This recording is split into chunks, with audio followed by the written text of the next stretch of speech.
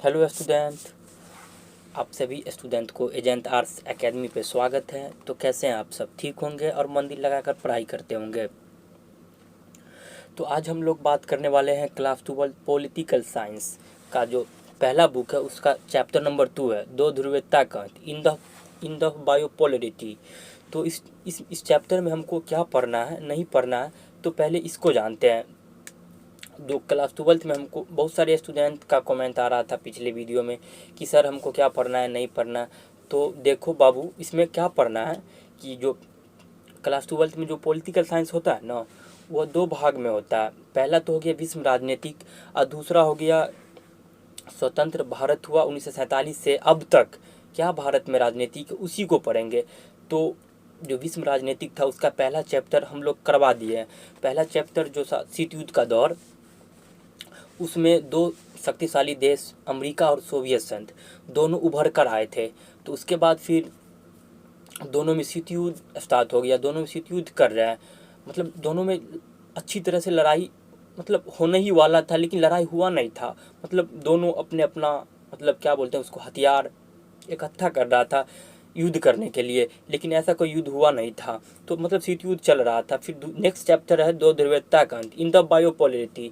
तो इसमें क्या है कि मतलब सोवियत संघ का अंत कैसे हो गया, सोवियत संघ की अर्थव्यवस्था कैसी थी, यही सबको डीपली पढ़ना इस चैप्टर में। तो इस चैप्टर का जितना एमसीक्यू था ना, पूरा एमसीक्यू एक ही में ले लिया है। एक ही वीडियो में आप लोग को पूरा एमसीक्यू मिल जाएगा, जो कई बार बहुत एग्जाम में पूछा गया सभी सवाल है। तो चलिए न देरी करते हुए आज का क्लास को स्टार्ट करते हैं। तो आज का हमारा पहला प्रश्न है, बर्लिन की दीवार कब बनाई गई थी? पहले तो ये समझिए कि बर्लिन की दीवार क्या था। जैसे देखिए, बर्लिन की दीवार, इधर हो गया यूएसएसआर, इधर हो गया यूएसएसआर।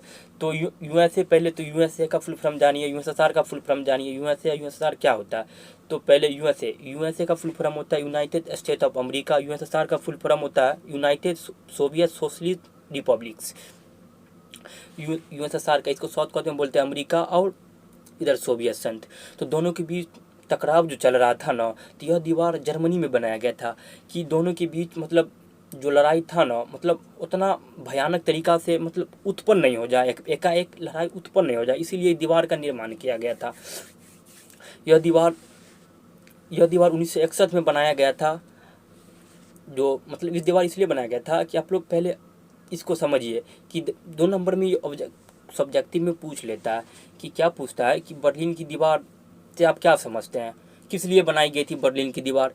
तो आप लोग मेरी बातों को अच्छे तरह से समझिए कि बर्लिन की जो दीवार था ना, वह एक तरफ से पश्चिमी गुट था, एक तरफ से पूर्वी गुट था। दोनों में शीत युद्ध चल रहा था, तो इसलिए बनाई गई थी ताकि युद्ध हुए ना तो आराम से युद्ध हुए, मतलब एकाएक युद्ध नहीं होती। यह दीवार जर्मनी में बनाया गया था। पूछ लेता है कि बर्लिन की दीवार कहाँ बनाई गई थी? जर्मनी में बनाई गई थी। कब बनाई गई थी? 1961 में बनाई गई थी। ऑप्शन नंबर ए हो जाएगा, पहला का ऑप्शन नंबर ए 1961 में। और बर्लिन की दीवार को कब गिरा दिया गया था? 1989 ईस्वी में। जो पूर्वी जर्मनी का जो जनता था ना, वही गिरा दिया था इस दीवार को 1989 में। तो चलिए क्वेश्चन नंबर 2 को देखते हैं। अगर आप लोगों को क्लास अच्छा लगे तो लाइक कमेंट सब्सक्राइब जरूर करिएगा, अपने दोस्त भाई बंधु सभी को जोड़िएगा ताकि सभी क्लास का लाभ उठा सके। तो आप लोगों को कैसा भी लगे क्लास, लेकिन लाइक कमेंट करिएगा ही। तो चलिए क्वेश्चन नंबर 2 को देखते हैं। बर्लिन की दीवार कब गिराई गई थी? ऑप्शन ए में 1961, ऑप्शन बी में 1962, ऑप्शन सी में 1989, ऑप्शन डी में 1991। तो इसका जो सही ऑप्शन हो जाएगा ना, ऑप्शन नंबर सी हो जाएगा, 1989 ईस्वी में। चलिए क्वेश्चन नंबर 3 को देखते हैं। क्वेश्चन नंबर 3 में कि रूस की क्रांति जो कब हुई थी, रूस में क्रांति कब हुई थी, जो रूस में मतलब क्रांति जो हुआ कब हुआ था। ऑप्शन ए में 1900 ईस्वी में, ऑप्शन बी में है 1917, ऑप्शन सी में 1919, ऑप्शन डी में 1991। तो जो रूस में क्रांति हुई थी ना 1917 ईस्वी में हुई थी। किसने किया था? व्लादिमीर लेनिन ने किया था रूस में क्रांति। किसने किया था? व्लादिमीर लेनिन ने किया था। क्वेश्चन आप लोग सभी प्रश्न को अच्छे से याद कर लीजिएगा, यही सब बहुत एग्जाम में पूछा जाता है। चलिए क्वेश्चन नंबर 4 को देखते हैं। क्वेश्चन नंबर 4 में क्या है कि सोवियत संघ के खेमे में कौन से देश था, उसको क्या कहा जाता था? जो सोवियत संघ के खेमे में जो देश था उसे क्या कहा जाता था? ऑप्शन ए में है पहली दुनिया, ऑप्शन बी में है दूसरी दुनिया, ऑप्शन सी में है तीसरी दुनिया। पहले तो ये तीन को जो ऑप्शन है ना, ये ऑप्शन को पहले हम लोग समझते हैं। जो विश्व का जो पहली दुनिया किसे कहा जाता है, तो पहली दुनिया अमेरिका को कहा जाता है। दूसरी दुनिया किसे कहा जाता है, सोवियत संघ को कहा जाता है। तीसरी दुनिया किसे कहा जाता है, भारत को कहा जाता है। इसका जो सही ऑप्शन हो जाएगा ना, ऑप्शन नंबर बी हो जाएगा। आप लोग सभी को अच्छे से याद कर लीजिएगा, पहली दुनिया अमेरिका, दूसरी दुनिया सोवियत संघ, तीसरी दुनिया भारत। चलिए क्वेश्चन नंबर 5 को देखते हैं। क्वेश्चन नंबर 5 में क्या है कि सोवियत संघ में किस पार्टी का शासन था। जो सोवियत संघ में, तो आप लोग तो पहले ये समझिए कि सोवियत संघ में एक ही पार्टी का शासन होता था। वो लगभग 70 साल तक एक ही पार्टी का शासन था। तो चलिए ऑप्शन को पहले देख लेते हैं। ऑप्शन ए में है कांग्रेस पार्टी, ऑप्शन बी में कम्युनिस्ट पार्टी, ऑप्शन सी में है रूसी पार्टी, ऑप्शन डी में इनमें से कोई नहीं। इसका जो सही ऑप्शन हो जाएगा ना, ऑप्शन नंबर बी हो जाएगा, Bharat communist party. CP party को जो था ना, सीपी जो था मतलब सोवियत संघ में लगभग 70 सालों तक अपना शासन किया। इसका सही ऑप्शन ऑप्शन नंबर बी हो जाएगा। चलिए क्वेश्चन नंबर 6 को देखते हैं। सोवियत संघ के किससे टकराव बना रहता था। जो सोवियत संघ में को मतलब यूएसएसआर को किससे ज़्यादातर टकराव बना रहता था। चलिए ऑप्शन को देखते हैं। ऑप्शन नंबर ए में भारत, ऑप्शन नंबर बी में जापान, ऑप्शन नंबर सी में अमेरिका, ऑप्शन नंबर डी में इनमें से कोई नहीं। तो सोवियत संघ को जो टकराव बना रहता था किससे बना रहता था, अमेरिका से ही बना रहेगा ना। हम लोग इंट्रोडक्शन में देख लिए हैं कि सोवियत संघ को किससे टकराव बना रहता था, अमेरिका से बना रहता था। आप लोग सभी प्रश्न को अच्छे से याद कर लीजिएगा। आप लोग अच्छा लगे चलिए कमेंट में लिखते रहिएगा, कुछ तो कुछ लिखते रहिएगा। आप लोग कैसा भी लगे क्लास कमेंट करिएगा ही। चलिए क्वेश्चन नंबर 7 को देखते हैं। सोवियत संघ कितने गणराज्यों को मिलाकर बनाया गया था। जो सोवियत संघ था ना, वो कितने गणराज्य, या समझ लीजिए आप लोग कितने राज्यों को मिलाकर बनाया गया था। ऑप्शन ए में है 10 राज्य, ऑप्शन बी में है 12 राज्य, ऑप्शन सी में है 15 राज्य, ऑप्शन डी में है 17 राज्य। जो सोवियत संघ तो था ना, वो 15 राज्यों को मिलाकर बनाया गया था। अगर यही पूछ लेगा कि अमेरिका को कितने राज्य मिलाकर बनाया गया था, अमेरिका को 51 राज्य मिलाकर बनाया गया था। तो चलिए क्वेश्चन नंबर 8 को देखते हैं। क्वेश्चन नंबर 8 में है कि रूस की मृदा का क्या नाम है। जो रूस का करेंसी जो होता है उसका क्या नाम है। ऑप्शन ए में है येन, ऑप्शन बी में है दिनार, ऑप्शन नंबर सी में है रूबल, ऑप्शन नंबर डी में है डॉलर। आप लोग पहले ये चारों देश की करेंसी जो है, चारों देश का नाम जान लीजिए। येन कहाँ चलता है, येन जो होता है ना वो जापान में चलता है। येन कहाँ चलता है, जापान में चलता है। दिनार कहाँ चलता है, कुवैत में चलता है। रूबल कहाँ चलता है, रूस में चलता है। डॉलर तो आप लोग को अच्छी तरह पता ही होगा कि अमेरिका में ही चलता है। तो इसका जो सही ऑप्शन हो जाएगा ना, ऑप्शन नंबर सी हो जाएगा। रूस की मुद्रा का क्या नाम है, रूबल नाम है। चलिए क्वेश्चन नंबर 9 को देखते हैं। क्वेश्चन नंबर 9 में क्या है कि मिखाइल गोर्बेचेव जो कम्युनिस्ट पार्टी का महासचिव कब बने थे। ऑप्शन नंबर ए में है 1980 ईस्वी, ऑप्शन नंबर बी में 1985 ईस्वी, ऑप्शन नंबर सी में 1990 ईस्वी, ऑप्शन नंबर डी में 1991 ईस्वी। जो सोवियत संघ में जो था ना, मिखाइल गोर्बेचेव महासचिव बने थे 1985 में बने थे।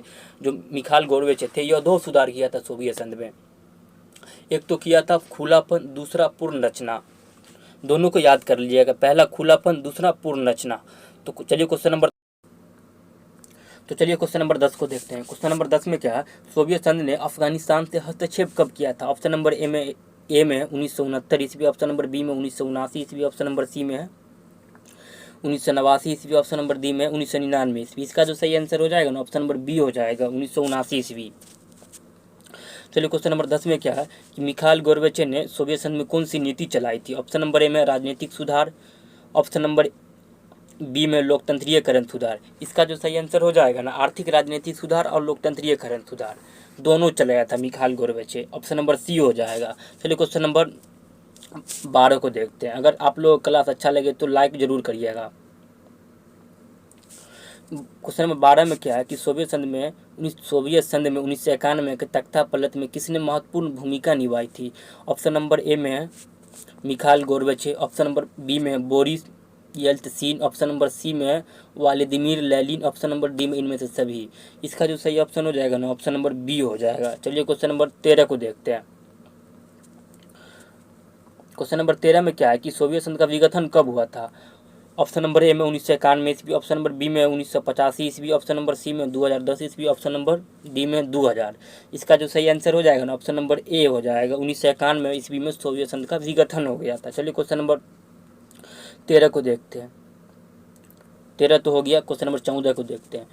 क्वेश्चन नंबर 14 में क्या है, कम्युनिस्ट पार्टी ने सोवियत संघ में कितने वर्ष तक शासन किया था? ऑप्शन नंबर ए में 7 साल, ऑप्शन नंबर बी में 70 साल, ऑप्शन नंबर सी में 80 साल, ऑप्शन नंबर डी में है 90 साल। इसका जो सही आंसर हो जाएगा ना, ऑप्शन नंबर बी हो जाएगा। 70 साल तक जो कम्युनिस्ट पार्टी था सोवियत संघ में शासन किया था। चलिए क्वेश्चन नंबर 15 को देखते हैं।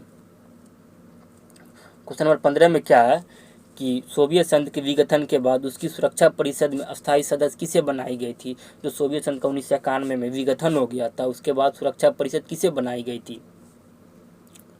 ऑप्शन नंबर ए में है रूस को, ऑप्शन नंबर बी में है पोलैंड को, ऑप्शन नंबर सी में यूक्रेन को, ऑप्शन नंबर डी में है बेलारूस को।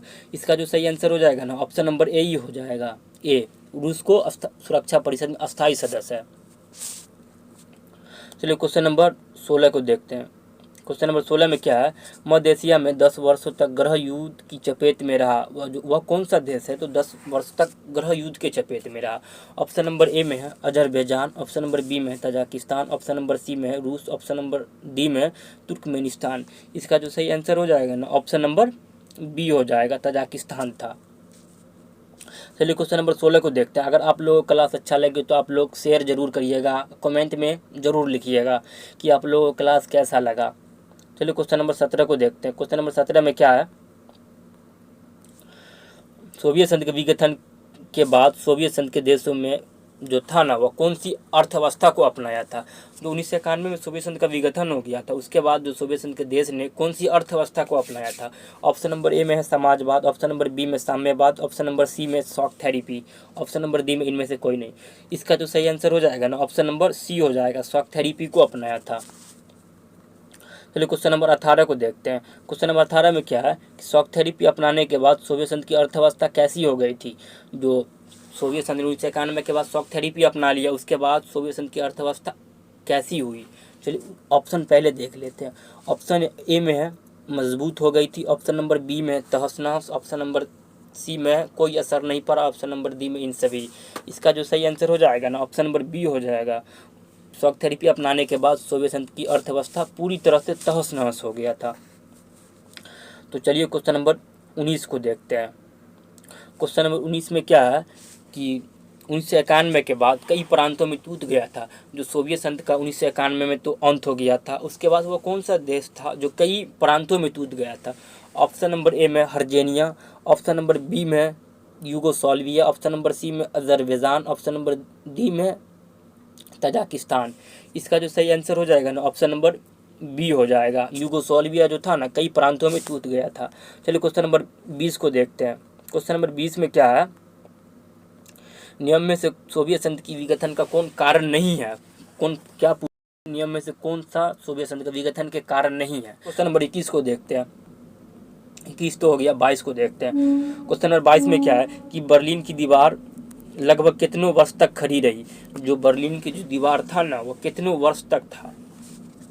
ऑप्शन नंबर ए में है 25 वर्ष, ऑप्शन नंबर बी में 28 वर्ष, ऑप्शन नंबर सी में 38 वर्ष, ऑप्शन नंबर डी में 35 वर्ष।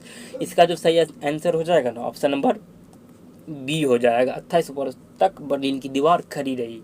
चलिए क्वेश्चन नंबर 23 को देखते हैं। क्वेश्चन नंबर 23 में क्या है कि बर्लिन की दीवार किसने गिराया था? तो हम लोग इंट्रोडक्शन में पहले ही जान गए थे कि बर्लिन की दीवार किसने गिराया था। चलिए ऑप्शन देख लेते हैं। ऑप्शन नंबर ए में देशवासियों ने, ऑप्शन नंबर बी में आम जनता ने, ऑप्शन नंबर सी में सरकार ने, ऑप्शन नंबर डी में पुलिस ने। तो इसका जो सही आंसर हो जाएगा, ऑप्शन नंबर बी हो जाएगा, आम जनता ने गिरा दिया था। जो था ऑप्शन नंबर ए में अमेरिका, ऑप्शन नंबर बी में फ्रांस, ऑप्शन नंबर सी में रूस, ऑप्शन नंबर डी में है जापान। इसका जो सही आंसर हो जाएगा ना, ऑप्शन नंबर सी हो जाएगा, रूस हो जाएगा। दूसरा रूस था, पहला कौन था? खरीदार देश अमेरिका था। तो आप लोग दोनों को अच्छे तरह से याद कर लीजिएगा, इन सभी प्रश्न किसी भी बोर्ड एग्जाम के लिए महत्वपूर्ण है। चलिए क्वेश्चन नंबर 24 को देखते हैं। रूस के पहले राष्ट्रपति कौन थे? जो रूस में जो पहला राष्ट्रपति रूस का कौन था? ऑप्शन नंबर ए में बोरिस गेलफ्रेड, ऑप्शन नंबर बी में Mikhail Gorbachev, option number D में Nikita Khrushchev, option number B में बोरिस येल्त्सिन। इसका जो सही आंसर हो जाएगा ना, ऑप्शन नंबर डी हो जाएगा, बोरिस येल्त्सिन। तो चलिए क्वेश्चन नंबर 25 को देखते हैं। क्वेश्चन नंबर 25 में क्या है, सोवियत संघ के अंतिम राष्ट्रपति कौन थे? की समाप्ति, ऑप्शन नंबर बी में विचारधारा की लड़ाई की शुरुआत, ऑप्शन नंबर सी में नए देश का उदय हुआ, ऑप्शन नंबर डी में हथियारों की ओर की समाप्ति। तो आप लोग पहले ऑप्शन को देखिए, शीत युद्ध की समाप्ति तो हो गया था, विचारधाराओं की लड़ाई शुरुआत कहाँ से हुआ, अंत तो हो गया था, शुरुआत फिर कहाँ से हो गया। ऑप्शन नंबर बी हो जाएगा इसका सही आंसर, 26 का ऑप्शन नंबर बी हो जाएगा। तो चलिए क्वेश्चन नंबर 27 को देखते हैं। क्वेश्चन नंबर 27 में क्या है, निम्नलिखित में से किसे 1917 की रूसी क्रांति का नायक कहा जाता है। जो हम लोग इंट्रोडक्शन में समझ गए थे कि 1917 में रूस में क्रांति हुआ था, वह किसने किया था। ऑप्शन नंबर ए में है व्लादिमीर लेनिन ने, ऑप्शन नंबर बी में है जोसेफ स्टॉलिन ने, ऑप्शन नंबर डी में लियोद ब्रेजनेव ने, ऑप्शन नंबर डी में मिखाइल गोर्बेचे ने। तो इसका जो सही आंसर हो जाएगा ना, ऑप्शन नंबर ए हो जाएगा, व्लादिमीर लेनिन ने। चलिए क्वेश्चन नंबर 28 को देखते हैं। क्वेश्चन नंबर 28 में क्या है, निम्नलिखित में से किस पर सोवियत संघ के विघटन का आरोप लगाया गया था। जो वह कौन सा नेता था जो सोवियत संघ का अंत हो गया, उसके बाद उस नेता पे आरोप लगाया गया था कि यही सोवियत संघ को अंत करवा दिया। ऑप्शन नंबर ए में है Vladimir Lenin, option number B में Joseph Stalin, option number C में Leonid Brezhnev, option number D में मिखाइल गोर्बेचे। इसका जो सही आंसर हो जाएगा ना, ऑप्शन नंबर डी हो जाएगा, मिखाइल गोर्बेचे। क्वेश्चन नंबर 28 का ऑप्शन नंबर डी हो जाएगा। चलिए क्वेश्चन नंबर 29 को देखते हैं। क्वेश्चन नंबर 29 में क्या है कि प्रथम खाड़ी युद्ध कब हुआ था। जो खाड़ी युद्ध हुआ था कब हुआ था। ऑप्शन नंबर ए में 1907 ईस्वी, ऑप्शन नंबर बी में 1970 ईस्वी, ऑप्शन नंबर सी में 1980 ईस्वी, ऑप्शन नंबर डी में 1990 ईस्वी। इसका जो सही आंसर हो जाएगा ना, ऑप्शन नंबर डी हो जाएगा, 1990 ईस्वी में खाड़ी युद्ध हुआ था। चलिए क्वेश्चन नंबर 30 को देखते हैं। आज का हमारा लास्ट प्रश्न यही है, क्वेश्चन नंबर 30। जो क्लास 12 का पॉलिटिकल साइंस है ना, दूसरा चैप्टर का जो जितना मोस्ट भी ऑब्जेक्टिव क्वेश्चन था, सभी को यही मिला है, 30 ही क्वेश्चन था जो बार बार सभी बोर्ड एग्जाम में पूछा जाता है। तो इसमें क्या है, क्वेश्चन नंबर 30 में क्या है कि प्रथम खाड़ी युद्ध के तहत कौन सा ऑपरेशन चलाया गया था। जो प्रथम खाड़ी युद्ध हुआ था ना, वह कौन सा ऑपरेशन चलाया गया था। ऑप्शन नंबर ए में ऑपरेशन डिसर्ट स्टॉर्म। तो ऑप्शन नंबर ए ही इसका सही हो जाएगा, ऑप्शन नंबर ए। क्वेश्चन नंबर 30 का ऑप्शन नंबर ए हो गया। अगर प्रथम खाड़ी युद्ध को आप लोग 2-4 और नाम से जाना जाता है, यह युद्ध को लाइव टेलीकास्ट किया गया था। जो युद्ध हो रहा था ना, यह कंप्यूटर के माध्यम से लाइव टेलीकास्ट किया गया था। इसको कंप्यूटर युद्ध भी कहते हैं। तो ऑप्शन नंबर ए ही इसका राइट आंसर हो जाएगा। तो आप लोग लास्ट ही प्रश्न था, तो आप लोगों को कैसा लगा क्लास, तो आप लोग कमेंट में ज़रूर बताइएगा। आप लोग अच्छे से मन दिल लगा के पढ़ते रहिए, आप लोग टेंशन नहीं लीजिए, आप लोग के लिए हम आ चुके हैं। तो आप लोग थोड़ा सा भी टेंशन नहीं लीजिए, आप लोग होम स्टडी करते रहिए। तो चलिए हम लोग नेक्स्ट वीडियो में मिलते हैं।